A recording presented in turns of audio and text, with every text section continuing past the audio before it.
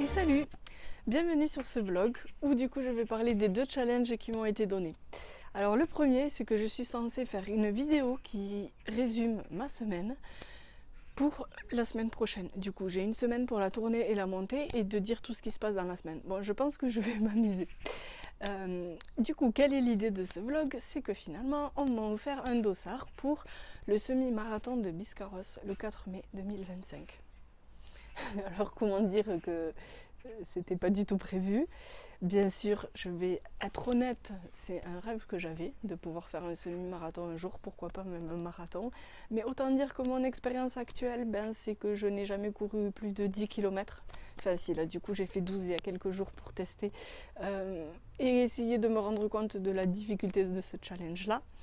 Mais en fait, ce qui s'est passé, c'est que on envisageait de faire un semi-marathon en septembre. Et puis finalement, je me retrouve avec un dossard pour le 4 mai. Donc c'est super, on s'est dit on y va. Mais je ne sais pas ce que ça va donner. Donc là, j'ai décidé de reprendre un entraînement le plus adapté possible. Mais disons qu'en 43 jours, une prépa, c'est un peu tendu. Alors bon, après, ce que je me dis, c'est que ça fait quand même pas mal de temps que je cours et c'est vrai que là j'ai été malade en janvier, tout ça, j'ai pas couru énormément, j'allais entre 1 et 3 fois par semaine quoi, mais c'était des séances tranquilles. J'ai repris du coup les séances de fractionné, j'en ai refait une mardi soir et oulala, qu'est-ce que ça a piqué, ça ne m'avait absolument pas du tout manqué.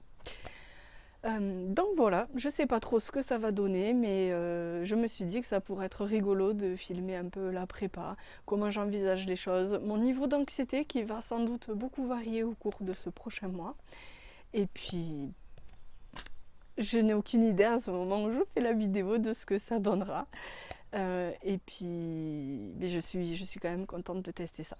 Donc, du coup, j'ai quand même contacté ma diététicienne préférée pour lui dire au secours, comment est-ce que je vais faire? J'ai contacté mon coach préféré pour lui dire au secours. Et donc, j'ai un plan d'entraînement qui est aux petits soins, tout comme il faut pour pouvoir filmer, pour pouvoir faire ce semi-marathon. Et j'ai eu des conseils du coup de nutrition avec du gut training à faire parce qu'en fait, vu que je ne dépassais pas 10 km, je ne me suis jamais alimentée en course à pied. Du coup, j'étais toute fière de moi, j'ai regardé des tutos sur internet et je me suis dit, allez, on va commencer à manger. Et j'ai réussi à manger une pompote pendant mes dernières sorties. Donc quand j'en ai parlé à ma diète, qu'elle m'a demandé comment je m'alimentais et que je lui ai dit, ouais, j'arrive à manger une pompote sans être malade. Et elle me dit, mais c'est du commerce ou quoi?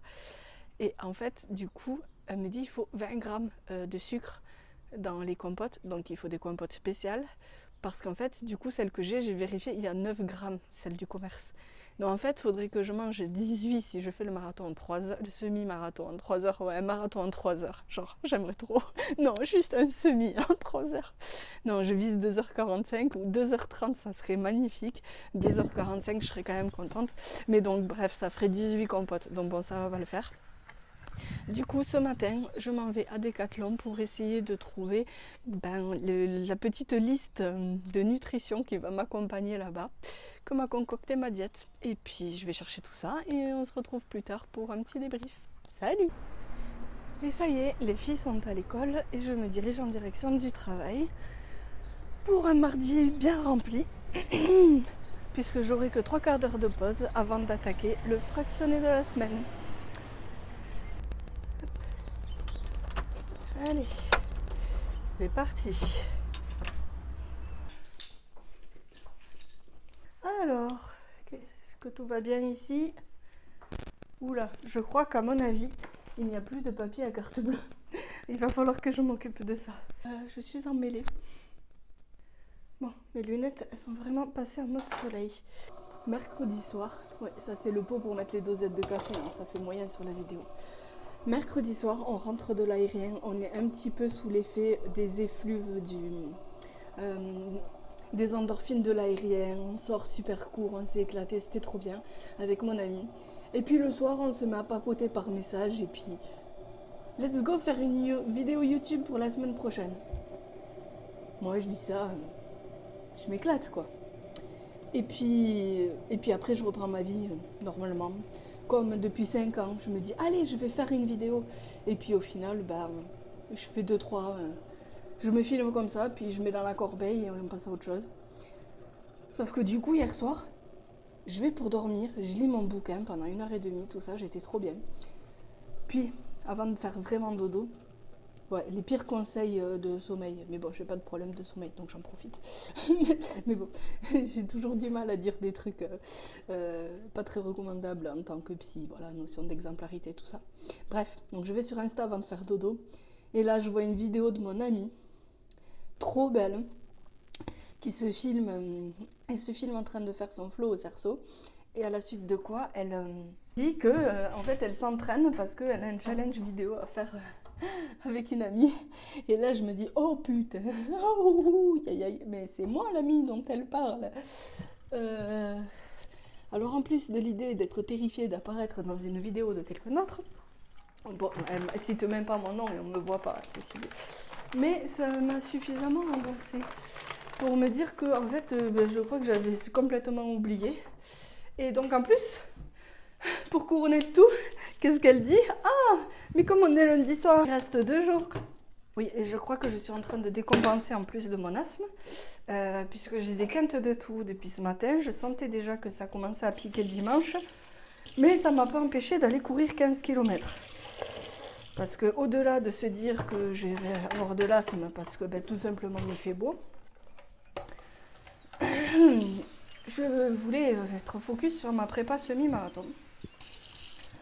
Donc, je suis très contente d'avoir fait ce 15 km, même si quelque part, autant dire que ça ne m'a pas vraiment rassurée, hein, parce que j'ai fait 15 km, c'est sûr, j'ai pris énormément de plaisir, c'est trop cool, mais j'étais au bout de ma vie. Enfin, pour moi, je ne pouvais pas en faire genre même pas 15 et demi, quoi.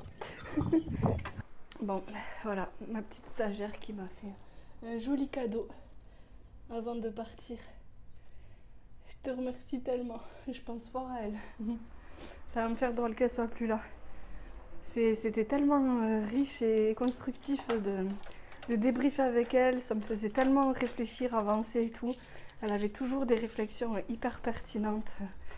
Franchement, j'ai adoré. Autant dire que c'est vrai, on a tendance à dire que oui, avoir un stagiaire, ça prend du temps, de l'énergie, faut travailler plus du coup forcément. Mais ça peut être vraiment enrichissant aussi pour un psy, quoi.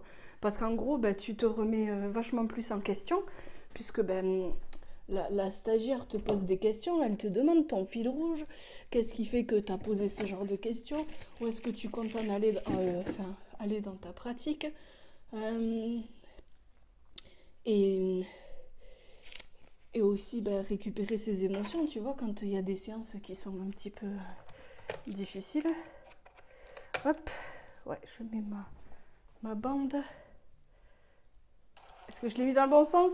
Et non, je ne l'ai pas mis dans le bon sens. Une chance sur 2, mais à chaque fois je me fais avoir.